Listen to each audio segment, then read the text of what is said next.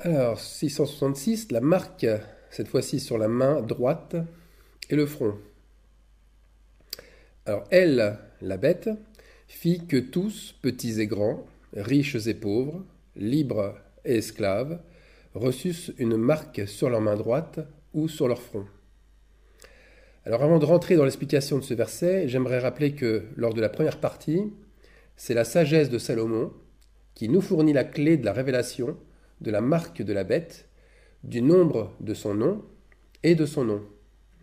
Le troisième roi d'Israël est le type du 666.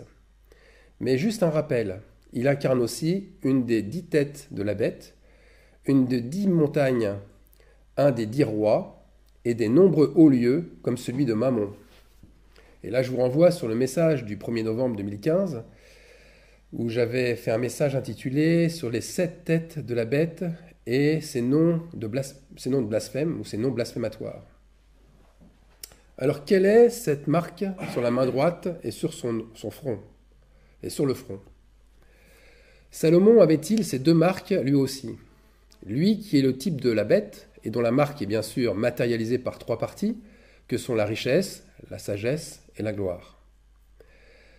La marque en grec, c'est charagma, qui signifie quelque chose qui est imprimé très profondément.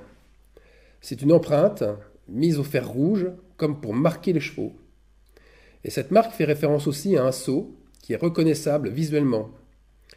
La deuxième signification, elle renvoie aux images idolâtres, et nous verrons que ce sens est très important aussi pour bien cerner la mesure du problème.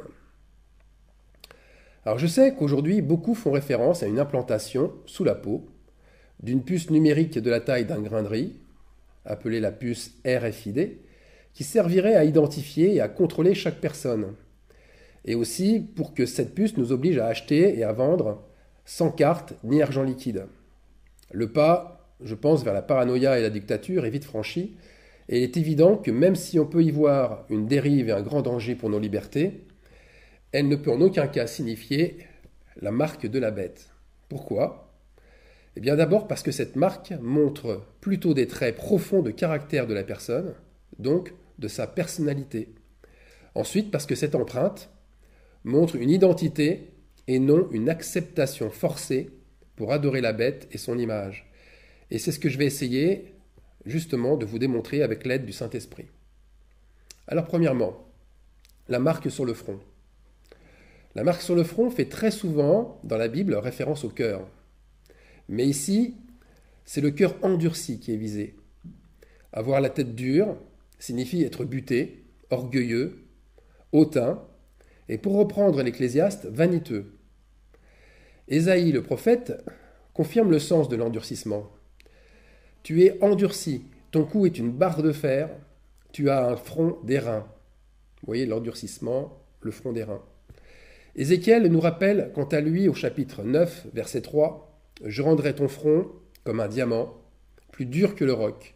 Ne les crains pas, quoiqu'ils soient une famille de rebelles. » Ézéchiel voulait dire par là, « Je rendrai ton front aussi dur que le diamant, comme le front de ces rebelles qui s'opposent à toi. »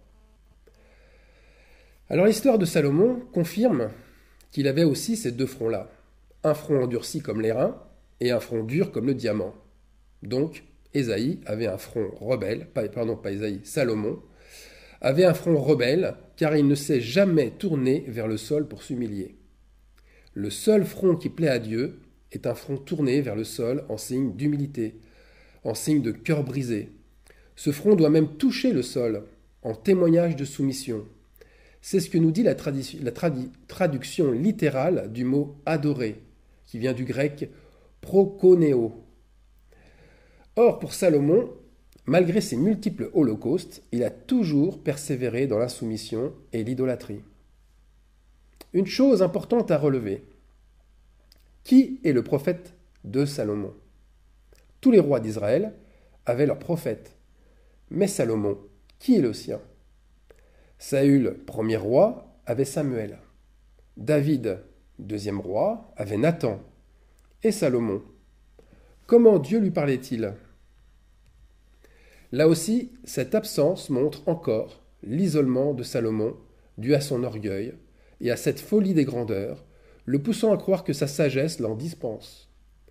Nous apprenons seulement que Yahvé lui apparaît pendant la nuit, par des songes, et cela à plusieurs reprises.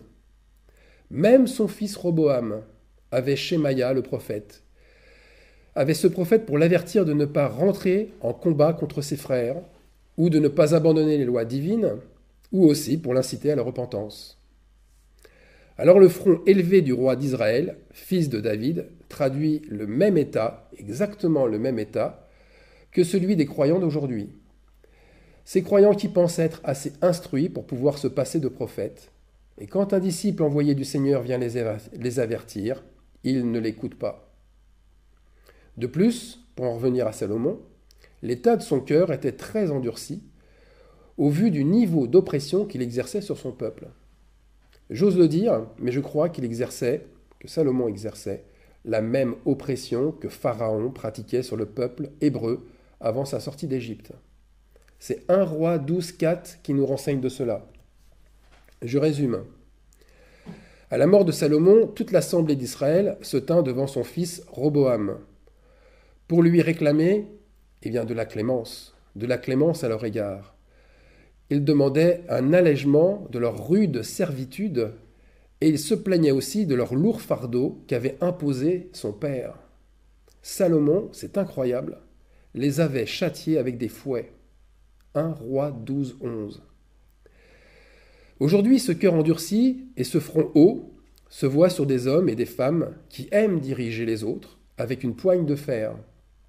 Sous couvert de justice et pour les éduquer, ils n'hésitent pas à poser des fardeaux sur leur entourage, à leur imposer des lois et des dures contraintes. Ils sont habiles et rusés pour les asservir à eux et les dominer. S'ils n'y arrivent pas par la ruse et par la séduction, comme Salomon qui utilisait sa sagesse pour manipuler, ils le feront par d'autres moyens et surtout par l'affrontement, par la force. Et finalement, ils utiliseront même la guerre, comme Roboam a fait la guerre à ses frères pour les soumettre à lui. Une autre caractéristique de ce front cruel et insoumis est qu'il montre que ces êtres humains sont attachés à leur apparence. Ils aiment paraître, car leur orgueil démesuré les pousse à l'autosuffisance, recherchant les flatteries et le regard bienveillant des autres. Par exemple, ou pour exemple, saviez-vous que le roi Salomon n'habitait pas avec sa femme? Ou en connaissez-vous la raison? Son autosuffisance l'avait amené à concevoir un lieu différent pour lui et pour elle. Il s'estimait plus saint que sa femme égyptienne. Ma femme n'habitera pas dans la maison de David, roi d'Israël, parce que les lieux où est entrée l'arche de l'Éternel sont saints. Cette attitude est à l'opposé même de celle de notre Seigneur, qui lui a préparé une place dans son palais pour que son épouse, la femme de l'agneau, soit un avec lui. Car lui et elle forment son temple. Et il n'y a qu'un seul et même temple pour l'époux et son épouse, comme il n'y a qu'un seul trône. Enfin, le prophète Jérémie nous montre ce qu'est un front insoumis, n'ayant pas honte de ses péchés. Mais tu as eu le front d'une femme prostituée. Tu n'as pas voulu avoir honte. Salomon était bien sûr dans ce même cas de figure. Il refusait de voir le mal dans sa débauche de luxure ou dans sa soif insatiable de richesse et de domination. Alors pour résumer, la marque sur le front, elle ne se reçoit pas sans notre consentement. Elle ne se reçoit pas sans que nous l'ayons non seulement acceptée, mais manifestée comme un élément faisant partie de nous-mêmes. Cette marque, comme voudrait nous le montrer le grec charagma, cette marque est gravée en soi et même sculptée. Sculptée, c'est-à-dire qu'il a fallu du temps et du travail, donc de l'habitude, pour qu'elle finisse par apparaître sous sa forme complète. Cette marque, elle indique donc le caractère fort de la personne.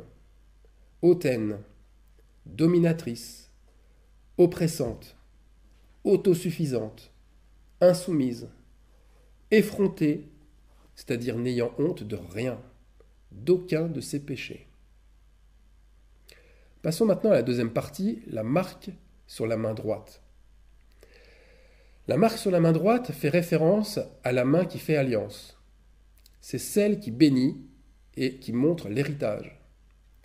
C'est cette main droite d'Israël qui a été détournée par Joseph, son fils, pour la poser sur la tête de son fils Manassé, afin qu'il obtienne la double bénédiction, celle du fils aîné, à la place d'Éphraïm. Ici, la marque, c'est donc l'alliance que l'on passe au doigt de la mariée. Les Hébreux avaient cette tradition de mettre l'alliance des mariés à la main droite. Et la marque de Salomon à sa main droite montrait cette alliance passée avec l'ennemi. Salomon s'est marié avec la fille égyptienne de Pharaon. Et quand il faisait alliance avec les femmes étrangères, eh bien Salomon s'alliait aussi avec des peuples rebelles et oppressants comme l'Égypte. Égypte qui signifie, rappelons-le en hébreu, double oppresseur ou arrogance. Eh bien ces femmes étrangères, nous dit la Bible, ce sont elles qui détournèrent son cœur vers d'autres dieux. Et transposée à aujourd'hui, cette marque renvoie pour la main droite à l'alliance faite avec la bête, qui est le diable. Et cette alliance, elle sert à servir d'autres dieux en les aimant davantage que le seul et unique Dieu, Jésus-Christ. Alors je vous demande de vous rappeler un message récent à propos d'Apocalypse 14 qui montrait que la Vierge qui plaît au Seigneur, eh bien c'est celle qui ne s'est pas souillée avec les femmes. C'est ce côté féminin qui souille la femme comme l'homme d'ailleurs. C'est cette femme étrangère, cette femme adultère, prostituée, qui détourne le cœur vers de faux dieux. Satan utilise notre chair. Il utilise notre partie féminine, trompeuse et séductrice, qui nous amène à nous prosterner, mais à nous prosterner devant notre propre image. Alors vous l'aurez compris, ces faux dieux sont créés par nos désirs charnels. On va prendre un exemple concret. On va prendre la mère de Jésus, Marie. Derrière ce culte, que trouve-t-on de charnel ? Marie possède 3 attributs selon ses adorateurs. Premier attribut, la virginité, ou l'immaculée, ou encore la pureté. Deuxième attribut, la mère de Dieu, c'est-à-dire la divinité. Troisième attribut, la médiatrice, c'est-à-dire passer par elle pour prier ou atteindre le cœur de Dieu le Père. Alors pourquoi répond-elle à autant de désirs, de fantasmes et de refoulements inconscients ? Eh bien Marie incarne l'inverse de l'homme, l'inverse de ce qui est fort, inflexible, dur, guerrier. Elle incarne ce côté féminin et ce côté maternel, c'est-à-dire la douceur mêlée à la protection. C'est un côté rassurant, un côté d'une maman qui veille sur ses enfants mieux que le ferait un homme, mieux que le ferait un père. Elle a aussi, Marie, cette virginité qui fait d'elle la femme respectable, non souillée, que tout le monde admire, ou en tout cas rêve de devenir un jour. Enfin, le côté médiatrice, le côté donc qui fait qu'on passe par elle pour atteindre le cœur de Dieu, en fait la meilleure avocate auprès de Dieu le Père. Donc Marie, par ses attributions, provoque une forte séduction, et cela bien sûr inconsciemment. Son image fait qu'elle attire ceux qui pensent être plus facilement pardonnés, mieux compris, puisqu'elle est plus compatissante, elle est plus aimante, elle est donc moins sévère dans son jugement, et que son jugement sera plus clément, plus indulgent, beaucoup plus compréhensif, et beaucoup moins impitoyable que celui d'un homme. Par conséquent, Marie possède une figure de culte idéale pour celles et ceux qui ont peur du jugement dernier, pour celles et ceux qui doutent de leur salut, pour encore ceux qui pensent que sa virginité, sa pureté viendra les laver de leurs péchés. Nous le savons bien, briser cette image ne se fait pas en dénonçant l'idolâtrie. Dénoncer l'idolâtrie de la personne, ça ne sert à rien, car la vérité ne prend pas la place du mensonge. C'est beaucoup plus profond que cela. La vérité vient avec la vie, donc avec l'Esprit de Dieu. Il faut une naissance d'en haut, et donc une conviction de cœur et non pas une conviction intellectuelle. Jésus n'a jamais essayé de convaincre Nicodème, il n'a jamais essayé de convaincre le docteur des pharisiens qu'il devait fuir ses idoles.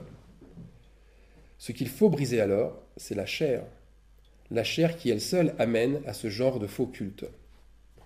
Ceux qui voient un culte à Marie et qui s'en sont réellement détournés, eh bien, ils l'ont fait de cœur, entièrement de leur cœur, et pas seulement par obéissance. Une obéissance sans cœur vous amènera à changer d'idole, mais pas à les briser définitivement. Concrètement, en fuyant le culte de Marie, vous aurez reconstruit exactement la même idole avec Jésus. Un Jésus plus compréhensif, plus permissif sur vos péchés, en un mot, en ayant une image de lui plus féminine que masculine. À travers Jésus, vous y reverrez Marie, la mère de Dieu, que vous pensiez à tort avoir quittée. N'est-ce pas ce faux Jésus-là que l'on représente le plus souvent aujourd'hui? Un Jésus doux, un Jésus avec un regard dans le vide, un Jésus peu viril, qui n'est qu'amour et pardon. Mais c'est un Jésus privé de l'épée de sa justice et de son jugement. Donc, le faux culte cache la vraie cause, comme l'arbre qui cache la forêt. C'est avant tout notre chair, donc notre cœur qui est très attaché, donc c'est notre chair qui crée une autre alliance à la main droite. Et cette main ne vient pas bénir, mais cette main vient maudire. Elle ne vient pas prendre son héritage, elle vient montrer au contraire qu'elle en est privée. Cette main montre alors un peuple privé de la grâce, séparé du don gratuit de Dieu. Pour en revenir à l'alliance de Salomon avec la bête, le diable a proposé la même alliance au Fils unique de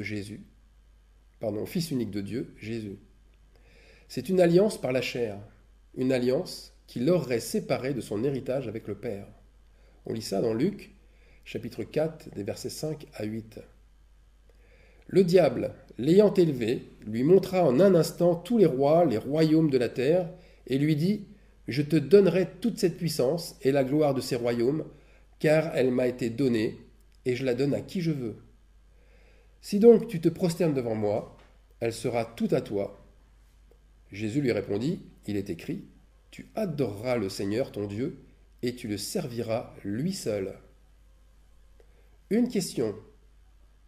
Le diable ne s'est-il pas présenté aussi de la même façon devant Salomon? De la même façon pour lui proposer cette alliance? L'histoire de Salomon, sans nous dire ouvertement qu'il a fait alliance avec le diable, bien l'histoire ne nous montre-t-elle pas un roi qui, croyant se prosterner devant le Dieu de David, son père, s'est plutôt prosterné devant le diable? Ne s'est-il pas élevé lui-même et n'a-t-il pas obtenu richesse, puissance et gloire sur tous les royaumes?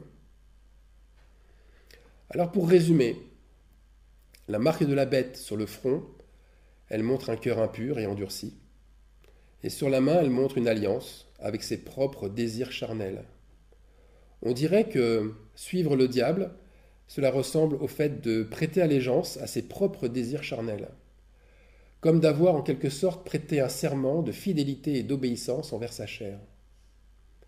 C'est vrai que la part charnelle qui est en chacun de nous est cette part animale, bestiale, qui a des instincts incontrôlés et voraces. C'est le pendant de la bête, c'est le pendant du diable, cette partie du cerveau que les neurosciences appellent le cerveau reptilien, le cerveau de la bête, si vous voulez. Alors, quelles conséquences pour ceux qui auront laissé cette part diabolique les dominer? Qui n'auront pas persévéré, qui n'auront pas gardé les commandements de Dieu et la foi de Jésus. C'est Apocalypse 14 qui nous le dit, et on va commencer d'ailleurs à partir du verset 6. « Je vis un autre ange qui volait par le milieu du ciel, ayant un évangile éternel, pour l'annoncer aux habitants de la terre, à toute nation, à toute tribu, à toute langue. Il disait d'une voix forte, « Craignez Dieu et donnez-lui gloire, car l'heure de son jugement est venue. » Un troisième ange les suivit, en disant d'une voix forte, « Si quelqu'un adore la bête et son image, et reçoit une marque sur son front ou sur sa main, il boira lui aussi du vin de la fureur de Dieu, versé sans mélange dans la coupe de sa colère, et il sera tourmenté dans le feu et le soufre devant les saints anges et devant l'agneau. Et la fumée de leur tourment monte au siècle des siècles, et ils n'ont de repos ni de jour, ni de nuit, ceux qui adorent la bête et son image, et quiconque reçoit la marque de son nom. Ces versets, je pense, parlent d'eux-mêmes, tellement ils sont explicites et forts. Mais il y a des mots-clés quand même qui crient à l'oreille, comme l'heure du jugement, ça fait un peu référence à 11h11, la coupe de colère, la fumée du tourment, traduisant une pénibilité non seulement insoutenable, mais sans repos, ni jour ni nuit, c'est-à-dire 24 heures sur 24, au siècle des siècles, pour nous dire que cela se prolongera dans le séjour des morts. C'est pourquoi, en lisant ces versets, nous devons connaître et appréhender cette marque faite au front et à la main droite, avec le plus grand sérieux, et aussi sans rejeter ces paroles saintes qui viennent du Seigneur. Il y aura bien 7 coupes de colère versées sur la terre. Et Apocalypse 16, 2 nous dit que la première coupe sera un ulcère malin et douloureux, qui frappera ceux qui ont la marque de la bête et qui adorent son image. Il y a donc de terribles maladies qui toucheront ces amoureux d'eux-mêmes, avant que d'autres coupes, pires en souffrance, les touchent. N'oublions pas que cette marque, qui se dit charagma, est visible et que c'est une mentalité. C'est une mentalité avant tout. Ceux qui adorent la bête aiment les plaisirs de la chair. Ils recherchent la gloire. Ils sont en quête incessante de réputation dans leur vie. Ils jalousent le confort et la richesse matérielle.